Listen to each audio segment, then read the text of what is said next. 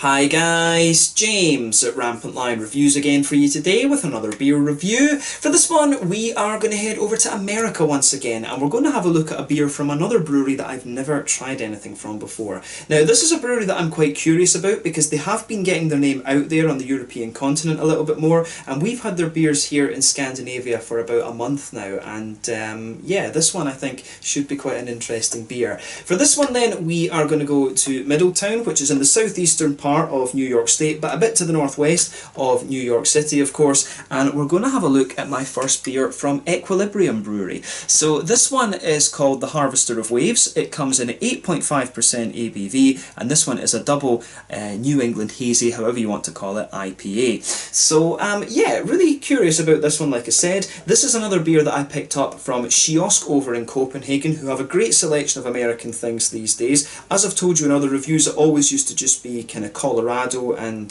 Californian beers with a few smatterings of things from other places that we used to get over here in Europe, but these days we are getting a far more varied range of different things from a lot of different states, so it's really good over here in terms of getting American beers at the moment, and that's always welcome. Of course, the American beers are always very interesting to try, but yeah, do make sure you check out Kiosk in Copenhagen. They've got a great selection of stuff. You've seen me review a couple of other American beers that I've picked up from there in recent times. When I went into the shop for this one, they did have a selection of a few different Equilibrium beers, and as I've told you, when it comes to picking a beer from these American breweries that are new to me, it comes down to a couple of different things. Either it's because I like the artwork, I like the name, or the name kind of spikes my scientific curiosity a little bit, and in this case it was me liking the name and it spiking my scientific curiosity. As I've told you on the channel before, I was by trade an astrophysicist, a spectroscopist, and our job basically was to fire waves at things and see what came back. So we were kind of harvesters and senders of waves, I guess you could say, in astrophysics. But yeah, a little bit poetic, but that was the reason that this one caught my eye, and of course the name is pretty heavy metal as well. That was the other reason for getting this one. Both my friend and I decided this beer was one that we had to try, so he got a can to take home and drink as well, and he told me that it was pretty good actually. But yeah, very curious to see how this one turns out. My very first encounter with Equilibrium Brewery, and I hope that you guys enjoy my take on this beer as well. A big shout out in this video to my good friend Matt over at Massive Beers. He's reviewed a number of these Equilibrium beers for you before. The brewery is fairly local to him, and yeah, he's got some great reviews over there as well, so do make sure you check out his channel. I'll try to remember to put the link to it in the video description below. So yeah, if you want to see more beers from New York State and New Jersey and things like that, do make sure you check out Matt's channel. This one is a bit of a kind of one-off treat for me. So yeah, let's see how we get on with this one then. An 8.5% New England Double Hazy IPA, however you want to call it. So yeah, as always with my reviews then, I'll tell you a little bit about the brewery before we taste the beer. If you want to get straight to the tasting, just fast forward. All the usual links are in the video description below. That's the brewery website, the link to my other reviews that hopefully I can do in the future from Equilibrium Brewery. This is the very first time I'm trying one of their beers, as I mentioned. There's all the usual social media down there. If you want to see more reviews, do please consider subscribing to the channel. The whole channel, of course, has a geography-based tagging system, so you can go into the homepage and search for beer based on country, city, state, county, province, prefecture, whatever it is you're interested in.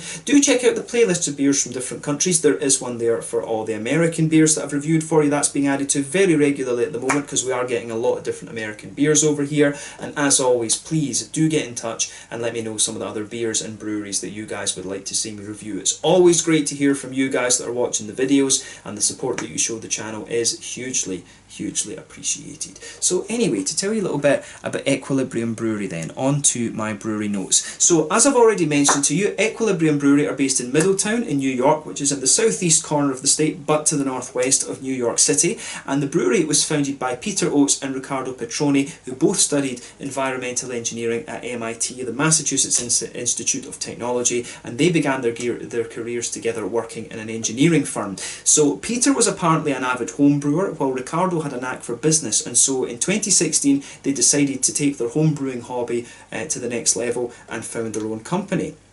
So they chose the Hudson Valley in Orange County as the location for the brewery because of the density of the breweries in that area just wasn't particularly high compared to other locations, and it was really just beginning to develop as a craft beer location at that time. But the original brewery can be found on Henry Street, and they operated their main brewing operations there until 2019, producing around 2,500 barrels of beer per year. In March of 2019 though, they secured the former TD Bank building on the corner of East Main and South Streets, and this took their brewing capacity up to around 12,000 barrels of beer per year, and this site also boasts a tap room with capacity for 250 people. I'm not sure how active that site is at the moment because of the whole kind of COVID-19 situation just now, but yeah, I think their brewing operation is kind of going quite well, and they are getting more and more of their beers out there at the moment. But they say that they use a lot of scientific principles in their brewing to create a balance between flavour and drinkability, and this was why they apparently chose the name Equilibrium for the brewery. And of course, for those of you who studied science, I studied chemistry before I moved into physics. Equilibrium is of course about how, if we talk about it in scientific perspective, it's about how balanced a reaction is. You know, you have a thing called the equilibrium constant, and it's all to do with the products and the reactants and where the reaction leans. Does it lean more towards the reactant side, or does it lean more towards the product side? You can use lots of different things like pressure and things like that to manipulate the equilibrium constant, a very kind of popular thing to do when it comes to chemical engineering and stuff. So it's a very interesting principle, I have to say, but we won't go too much into the science of this. We're going to focus on the beer. But as of November, it's now November, as of November 2020, when I'm filming this review for you, these guys have produced around 240 different kinds of beer, according to Untappd, and yeah, they are starting to get their name out there a little bit more over here in Europe. From what I understand, the main reason that we're getting a number of their beers in Europe at the moment is because they've just expanded into that new brewery, and they basically had to kind of pay off the costs of it, so they had to send a lot of their beers over here to Europe and get their name out there a little bit more. But I guess that would have happened at some stage anyway, but yeah, it's just, I guess it's to kind of keep cash flow and things going during the very difficult times, which is understandable for a number of these very kind of small and medium enterprises, of course. But yeah, that's all I can really tell you about Equilibrium Brewery for the moment. If you want to learn more about these guys, you can of course check out the Rate Beer, Untappd and Beer Advocate pages to learn more about all the different beers. You can check out their brewery website, and you can of course follow them on Facebook and Instagram to keep up to date with all the latest goings on. So yeah, this one, as I say, a very interesting brewery, and I'm curious to see if they do manage to keep their beers coming over here to Europe once the whole situation calms down. But yeah, let's get on and actually have a taste of this one then. I'll just let you have a little look at the artwork of this before we open it up. I'm not sure exactly what the artwork in this one is supposed to be honest with you. It kind of just looks like a little bit of a mash of fire and stuff like this on the back, so yeah, pretty interesting, I have to say. You can see that the artwork on the can there, that Equilibrium, it looks a little bit like Metallica, you know, the Kill 'Em All album cover. It really reminds me of that a little bit. So yeah, this one, it says on the side here, the Harvester of Waves, 8.5% New England double IPA. There you can see this thing on the top here, this part is the regular Equilibrium Brewing Company symbol from what I gather. But yeah, this can is 473 millilitres, which is 1 American pint. As I always say, we have to make fun of the American measurement system because it makes absolutely no sense. Cups, quarts, all of these kind of things, fluid ounces, I have no idea, to be honest with you, but 473 millilitres this one. We shouldn't mock it too much though, because the Americans do get 33 more centilitres of beer in their cans. We usually get 440s here in Europe, or half litres depending on what country you're in. But yeah, 473 millilitres this one, 1 American pint. So yeah, without further ado, let's get this guy out and we'll get on with the tasting then. Very, very curious to see what this beer has in store for us. But yes, America, you do need to learn to use the metric system. It makes so much more sense. It's based on water, the universal solvent. It's craziness. Just use the metric system, guys. Come on. But yeah, joking aside, you get some very, very good beers from America, and I've had quite a few from New York State in recent times. I think that's about 2/3, maybe 3/4 of the can in the glass at the moment. So let's have a little look at this beer then. So yeah, as you can see with this one, and as you would expect from a double New England, this one's poured a lovely kind of very, very hazy, bright, I would say that this is quite a very bright, rich yellow colour. This one's a little bit more like kind of mango juice, I would say. As we always do here on the channel, I like to compare the New Englands to different kinds of fruit juices because that's really just what they remind me of. You can see that this beer poured with about a third finger of a frothy, I would say perfect white head. That is just fading away to be a very, very thin foamy layer. There's one or two big bubbles sticking towards the side of the glass, a few little ones going up towards the bottom of that head there, but overall it does look pretty damn nice. In terms of the level of haziness that you're getting out of this one, for an 8.5%er, it does have a fair degree of haze. You can see that if I put my fingers behind the glass there, but it's definitely not the soupiest and gloopiest of New England IPAs that I've come across. But I think, in fairness, I would probably reserve that for some of the the Chicago beers that I've tried. Actually, they seem to be the soupiest and gloopiest ones. But the ones we get here in Scandinavia, of course, are a little bit thicker. I think I've yet to find a country where the beers are quite as thick as the the Danish, Swedish, Norwegian ones that I normally drink. I do find the American ones, they've always got beautiful flavours, but I just find them a little bit lighter in the mouthfeels and stuff, of course. But yeah, in terms of the level of haze on this one, this is kind of roughly what you would expect from an American New England double. It looks very, very nice, but yeah, very rich kind of mango juice type colour, this one, and as you can see, the head has just left a nice foamy ring around the edge of the glass. It definitely looks more of a kind of creamy colour now rather than a perfect white, but yeah, it certainly looks the part. This beer does contain lactose, incidentally, so don't drink this one if you are lactard and can't handle that. That would not be a good idea. But yeah, let's have a closer look at the aroma then and see how we get on with this one. I think this should be very, very interesting. Ooh, that does smell very, very soft and very juicy. Ooh, right, okay. It does smell like a very, very nice beer. I mean, straight away with this one, when it does have lactose in it, this is kind of what you expect. So the beer has a really soft, white bready base to it. You can smell the lactose. The lactose almost gives it a little bit of that slightly milkshakey, kind of candied, milkshakey sugar type thing. You really get a good bit of that out of this beer. There's definitely a bit of an oaty smoothness to this one as well. But if you take the aroma in more deeply, then you start to get a little bit of the kind of bitiness of the wheat out of it. Wheat can be quite different depending on what variety of wheat you use, you know, torrefied wheat or whatever. But the wheat in this one, it strikes me as being quite bitey, to be honest with you. It does have an element of smoothness to it as well. It depends really how deeply you take in the aroma of the beer. So for me, if you take it in, you know, really deeply, then you get a good little bit of a wheaty. You do get a little bit of that wheaty bitiness out of it, but at the same time, you do get more of a kind of smoothness out of the beer too, which is very, very interesting. So yeah, the malt base in this one strikes me as being very, very soft, mainly because of the lactose, I think, but it does have a good little oaty presence to it. It does have a wee bit of that almost milkshakey candy type sugar to it. So it's quite interesting. There's maybe one or two little woody undertones to this beer as well. I do get a little bit of woodiness out of this, and usually those are things that come from the yeast. So I don't know, there is a little bit of that almost farmhousey vibe to this beer as well that you get from some of these New England IPAs. So yeah, the aromas coming out of this beer, I have to say, are very nice, and the more that I smell of it, the more it starts to lean to a bite toward a bitey, wheaty sort of thing. But in fairness, the oats and the kind of lactosey candy sort of note out of this beer really does balance everything together. So yeah, I like how this one, I do like how everything goes together in this one. So yeah, take a little bit of time and just enjoy the aroma of that malty side of the beer before you get stuck into it. But let's focus on the hops a little bit then. We've kind of said everything we need to say about the malt base, I think. So yeah, on the hoppy side of things, for me it has a good little bit of floral aromaticity, and that balances out the kind of bitiness of the wheat in my mind. There's a good little bit of a lighter grassiness to this beer as well. Yeah, the aroma that comes out of this, I think, is very, very nice. The aroma of this beer, I think, is absolutely great.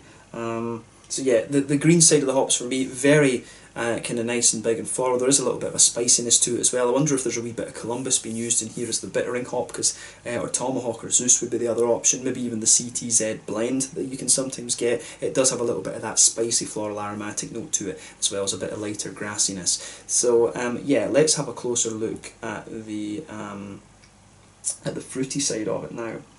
So yeah, for me, I do wonder if there's a bit of mosaic in this as well, because you can pick up a little bit of that oily tangerine orange in this one. There is just something about this beer that's telling me there's mosaic in here.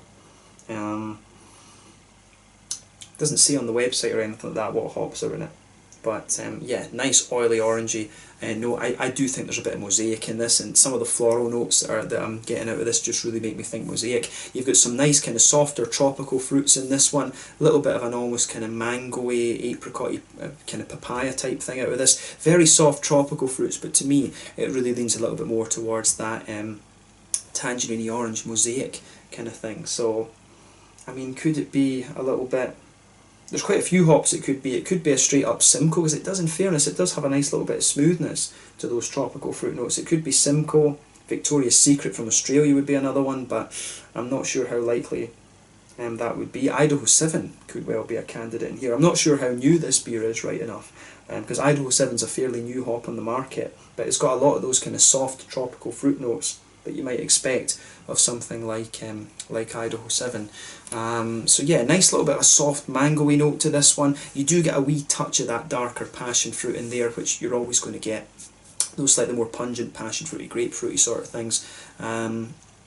But yeah, soft mangoes, nice little bit of an apricot-y, papaya type thing. But to me, yeah, there's quite a bit of a tangerine orange. I do think mosaic, and perhaps something along the lines of like Idaho 7 or something here. I think this one might just be 2 hops, although I'm not 100% certain about that. Yeah, it's always fun to play guess the hops with these IPAs. But yeah, what I will tell you is that it's a very nice smelling New England IPA. This one, it's got a lovely kind of softness and smoothness to it. So yeah, take a little bit of time to enjoy that aroma before you get stuck in, but we are going to have a taste of this one now. So this one is the Harvester of Waves, an 8.5% New England Hazy Double IPA, however you want to call it, from Equilibrium Brewery in Middletown in New York State over in America. My first encounter with this brewery. Let's get stuck in. Slàinte, skål.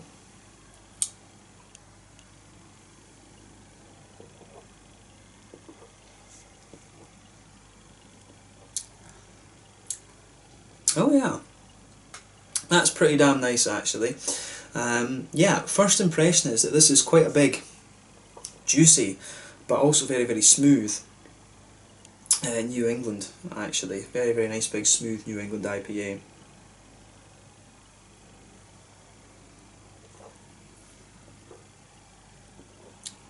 Yeah, this is one of the juicier ones that I've come across from the States recently. And I like this, that when you go to different breweries, you get, you really get different vibes from each brewery actually. And this one, I would wonder about this compared to some of the other beers that these guys do, but I think this is a very, very nice one. It strikes a chord with me. I like the big kind of smooth, oaty, creamy New England IPAs, but it really depends what you're in the mood for. The Treehouse ones were always the kind of more oaty, creamy ones, whereas the Trilliums were the big bitey and wheaty sort of things. And if you wanted something a bit more farmhousey, then Alchemist was where you want to go. If you want a little bit more of a kind of caramelly leaning one, then Lawson's Finest Liquids would be where. And I've still not tried Hill Farmstead. I do need to get a go at some of their beers at some stage. But yeah, this is a really nice, quite wet and juicy New England IPA for me. This one comes across really nicely, and for an 8.5%er, this one is stupidly drinkable. As I've said in a few of these American reviews, one of the things that always amuses me a little bit with these breweries is that they're in the middle of industrial estates and things like that. And so, people drive there, have a couple of these, and then kind of go home. But people are sensible with it. They are sensible with it. But it amazes me, some of these American beers that you get, and I think this is one of the things for me, having drunk the Scandinavian beers for a long time. These 8.5%ers, the mouthfeel for me is quite light by comparison to the ones over here, and the drinkability of these is it's absolutely crazy. So that's probably the thing that makes me that strikes me about these beers. For an 8.5%, the drinkability of some of these American ones is it's nuts. It's actually crazy, because they're not boozy at all. They really are not boozy. That's the sign of a good beer, of course, but it does make you forget. For me, I like to know if it's an 8.5% double IPA, I want to know that it's an 8.5% double IPA. And some of these American ones for me, they're very, very, the drinkability on them is crazy for the percentage. Some of these triple IPAs you get as well, they're just bonkers, they're crazy.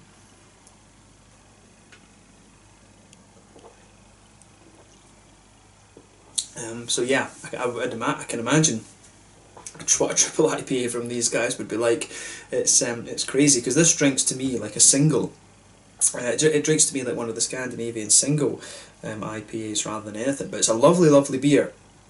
Don't let those comments kind of take anything away from this beer. This is a very, very good beer, and I like it. I certainly do, and I look forward to trying more from these guys, I have to say. But let's try and break down the flavour of this one a little bit. So straight away with this beer, middle of your palate, you're going to get that nice smooth white bready quality, very soft white bread, that blankets the middle of your palate. As you move towards the back of your tongue, to the back third of your tongue, you will notice the bready notes just get a little bit more kind of, they do get just a little bit more kind of grainy, if you like, and on that back third of your palate you can feel the breadiness just thickens up a little bit. You do feel the breadiness just thicken up a little bit, and you get one or two little bitey notes from the wheat as well. You can feel that the lactose, on that whole bready base that I've said, you can feel the lactose just kind of sits on top of that, and that's one of the things that makes the bread appear very, very soft in terms of its flavour. But that soft white bready base, that is the real backbone of this beer, and it's the lactose that really makes it feel so smooth. But yeah, you do get a little bit of wheaty bitiness on that back third of your tongue. As you move further forward, you can feel it smoothens out a little bit, but as you reach the kind of border between the middle third and the back third of your palate, you can feel the thickness of the beer just drops off a little bit. And then on top of that kind of lactosey layer, this is where you start to get some of the slightly more kind of creamy oaty notes out of the beer. And for me, this one doesn't really have a little bit of that brown sugary note to it. I think the lactose and the oats are kind of working together just to give you a very, very smooth centre to the beer. The sort of farmhousey note that I was picking up in this beer, that's usually down to the yeast, but you don't really get much of that in the flavour, to be honest with you. There are one or two little woody elements push their way out in the middle of the palate there, and that can usually be a sign of the yeast, of course. But yeah, the flavour that you get out of this beer from the malty and yeasty side of things is really nice. It's a very soft, it's quite a bready leaning New England for me, this one, rather than anything else. But yeah, you do get, as I say, middle of your palate, you've got that soft white bready base, the lactosey layer sits on top of it, then you've got that slightly more creamy kind of oaty note coming out of it actually, which is very good.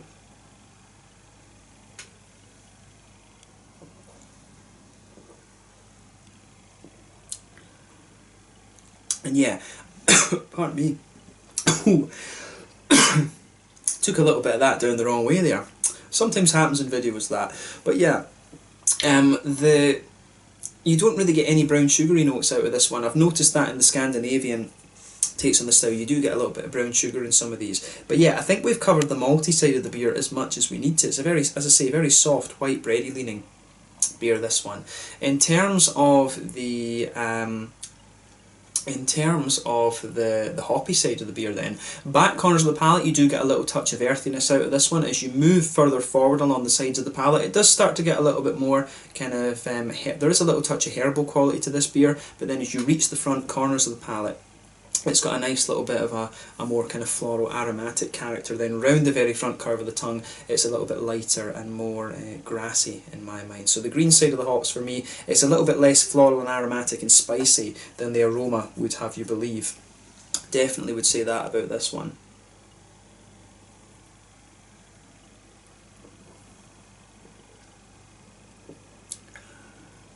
So yeah, the fruity side of this beer, I think, is very nice, this one. This is where the beer really shines. I love the big juicy kind of fruity characters that this beer has.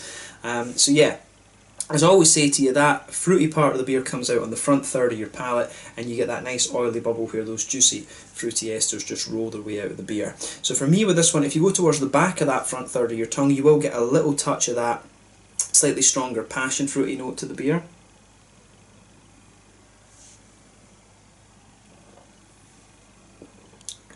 Yeah, you do get a little bit of that kind of stronger passion fruity note coming out of the beer, which I think is really quite nice. But as you move further forward from that, you start to get the more juicy mangoes, and you do get a wee bit of a wee touch of a kind of apricot, papaya type thing out of this. But to me, it's really quite more of it's a slightly stronger mango. The fruity notes in this beer, I think, are quite different from everything that came out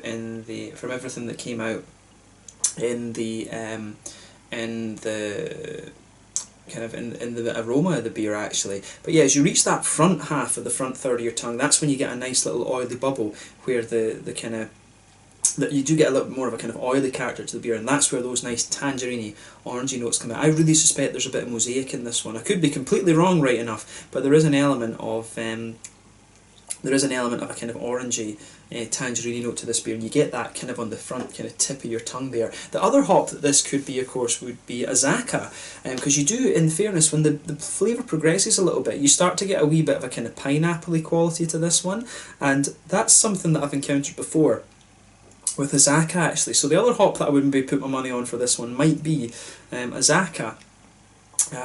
But yeah, I don't know. I've got a feeling I've got a feeling that there's two aroma hops in this one.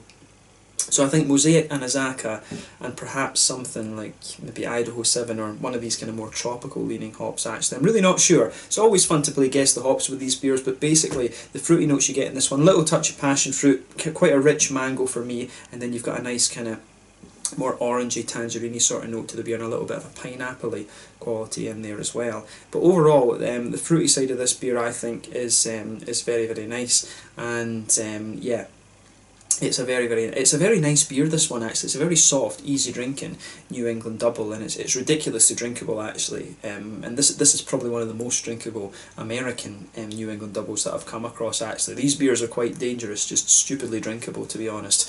So yeah, it gets a thumbs up from me. I really like this one in terms of flavour, but yeah, just crazy drinkable. And on that note, I think we should move on to the mouthfeel of this one then. So yeah, this one I would describe as being a kind of mid-bodied beer. It's straight in the middle.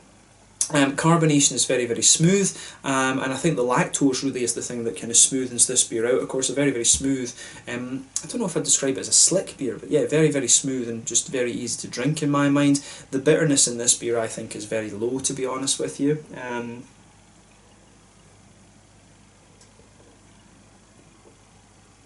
I mean, I think this has got to be about 30-ish IBUs, could be 40 at an absolute max.